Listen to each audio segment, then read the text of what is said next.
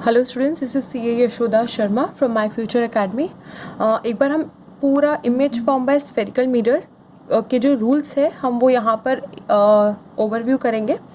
तो सबसे पहले हम देखेंगे सारे कॉन्केव मिरर में किस तरीके से ये रूल एप्लीकेबल होंगे, और फिर कॉन्वेक्स मिरर। बेसिकली क्या है कि हमें इमेज फॉर्मेशन के लिए दो रेज की ज़रूरत होती है, ठीक है।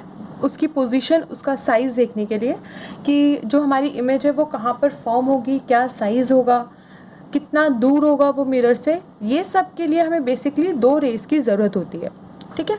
तो यहाँ पर हम देखेंगे कि वो दो रेज किस तरीके से आएगी और कैसे वो वापस से रिफ्लेक्ट बैक होगी। तो यहाँ पर हमने लिया है, ये है हमारी इंसिडेंट रे। फर्स्ट रूल है, अगर इंसिडेंट रे पैरेलल है टू प्रिंसिपल एक्सिस, यहाँ पे मैंने शॉर्ट में लिखा है ताकि रिवाइज अच्छे से कर सको। अगर इंसिडेंट रे है पैरेलल टू प्रिंसिपल एक्सिस तो रिफ्लेक्टेड रे पास होगा फोकस से। फर्स्ट रूल, इंसिडेंट रे अगर पैरेलल है प्रिंसिपल एक्सिस से तो रिफ्लेक्टेड रे फोकस से पास होगी। तो देखो, ये है हमारी इंसिडेंट रे, ये है प्रिंसिपल एक्सिस। तो incident ray is parallel to principal axis, और ये है हमारा मिरर। तो जैसे ही वो मिरर को टच होगी वापस से रिफ्लेक्ट बैक होगी। और कैसे रिफ्लेक्ट बैक होगी? क्या कोई भी डायरेक्शन में रिफ्लेक्ट बैक होगी? नहीं, वो इस तरीके से रिफ्लेक्ट बैक होगी कि वो फोकस से पास हो। क्यों? क्योंकि हमने यहाँ पर एक रूल पढ़ा है, इंसिडेंट रे अगर पैरेलल है टू प्रिंसिपल एक्सिस तो रिफ्लेक्टेड रे पास होगी फोकस से। नेक्स्ट, अगर इंसिडेंट रे प्रिंसिपल फोकस से पास हो रही है तो रिफ्लेक्टेड रे पैरेलल होगी प्रिंसिपल एक्सिस से। फर्स्ट रूल का एकदम अपोजिट। फर्स्ट रूल में क्या था कि अगर इंसिडेंट रे पैरेलल है प्रिंसिपल एक्सिस से तो रिफ्लेक्टेड रे फोकस से पास होगी। सेकेंड रूल में क्या है, अगर इंसिडेंट रे फोकस से पास हो रही है तो रिफ्लेक्टेड रे पैरेलल होगी। तो ये है हमारी इंसिडेंट रे। इंसिडेंट रे फोकस से पास हो रही है तो मेरी रिफ्लेक्टेड रे पैरेलल होगी प्रिंसिपल एक्सिस से। थर्ड, अगर मेरी incident ray centre of curvature से पास होती है तो मेरी रिफ्लेक्टेड रे भी वापस बाउंस बैक होगी। तो देखो, ये है हमारी इंसिडेंट रे, यहाँ पर एरो किसकी तरफ जा रहा है? मिरर की तरफ। तो ये है हमारी इंसिडेंट रे। जैसे ही incident ray centre of curvature से पास हुई वापस मिरर को टच करके उसी पाथ पे वापस चली गई। अगर हम एक दूसरी रे भी ले, सपोज हम यहाँ पे एक ये रे ले रहे हैं, ये रे गई सेंटर ऑफ कर्वेचर से पास हुई, मिरर को टच की, टच करते ही वापस से उसी पाथ पे सेंटर ऑफ कर्वेचर से चली जाएगी। Fourth, angle of incident at P is equals to angle of reflection.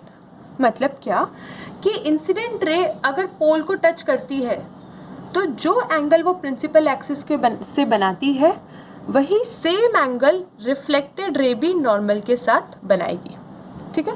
तो ये हो गए हमारे 4 रूल्स फॉर कॉन्केव मिरर। अब हम सेम यही रूल्स कॉन्वेक्स मिरर पे देखते हैं। देखो, कॉन्वेक्स मिरर के साथ क्या है, सपोज यहाँ पर हम लेते हैं ये कॉन्वेक्स मिरर है, ठीक है। यहाँ पे लाइट आ रही है इस तरफ से, राइट। तो इस तरफ से लाइट आएगी तो यहाँ अंदर की तरफ तो जाएगी नहीं, ये मेरा क्या है? मिरर। तो लाइट इसको टकराएगी और वो कहाँ जाने की कोशिश, कहाँ पे हमने लाइट को पास किया है ताकि वो फोकस पे जाए, लेकिन वो फोकस पे नहीं जा पाएगी, इसीलिए हमने डॉटेड लाइन बनाई है। डॉटेड लाइन किस लिए बनती है कि अगर यहाँ पे ये कॉन्वेक्स मिरर नहीं होता तो ये जो रे है वो फोकस की तरफ जाती, लेकिन अब क्योंकि ये कॉन्वेक्स मिरर है लाइट यहाँ पर ही रुककर रह जाएगी और यहाँ से ये मिरर को टकरा के वापस से पैरेलल टू प्रिंसिपल एक्सिस। हमने यहाँ पर अभी रूल पढ़ा है कि अगर incident ray parallel to principal axis है, सॉरी ये रहा, अगर incident ray parallel to principal axis है, ये मेरा है incident ray. Incident ray parallel to principal axis, reflected ray focus की तरफ जाती लेकिन वो नहीं जा पाएगी, तो हमने फोकस को टच करके मिरर को टच करके वापस उसको रिफ्लेक्ट बैक कर दिया। कैसे रिफ्लेक्ट बैक किया कि अगर हम उसको एक्सटेंड करेंगे तो वो फोकस पे जाके मीट होगी, पर एक्चुअल में फोकस पे मीट नहीं हो सकती, राइट। सेकेंड, इंसिडेंट रे अगर प्रिंसिपल फोकस से पास होती है तो रिफ्लेक्टेड रे पैरेलल होगी। अब यहाँ पे इंसिडेंट रे को हम पास करवा रहे थे प्रिंसिपल फोकस से, पर वो यहाँ तक जा नहीं पाएगी, मिरर को टच होके यहीं से वो पैरेलल बन जाएगी, राइट। यहाँ पर क्या हो रहा था कि हमने फोकस से पास करवाया, पर क्योंकि यहाँ पर फोकस है तो हम उसको पूरा नीचे तक लेके चले गए मिरर तक। इस केस में क्या हो रहा है, हम पूरा नीचे तक क्यों नहीं लेकर जा पाएंगे, क्योंकि मिरर यहाँ पे बीच में आ गया और यहाँ से ही रिफ्लेक्शन हो रहा है, इसीलिए हम उसको यहाँ से टच करके वापस पैरेलल कर देंगे प्रिंसिपल एक्सिस से। सेंटर ऑफ कर्वेचर, अगर incident ray centre of curvature से पास होती है तो रिफ्लेक्टेड रे भी सेंटर ऑफ कर्वेचर से पास होगी।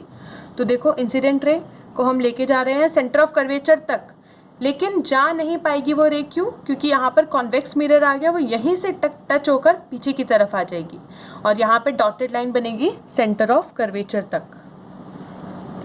Last, angle of incident at P is equals to angle of reflection. यहाँ पर इंसिडेंट रे P को टच हुई, अब यहाँ पर तो टच हो सकती है क्योंकि P यहाँ पर ही है, और यहीं से वापस से रिफ्लेक्ट बैक हो जाएगी, making the same angle as of incident ray with the principal axis. तो ये angle will be equal to नीचे वाला एंगल, ठीक है। ये हो गए हमारे कॉन्केव मिरर और कॉन्वेक्स मिरर के रूल्स। होप ये सभी समझ आ गए होंगे।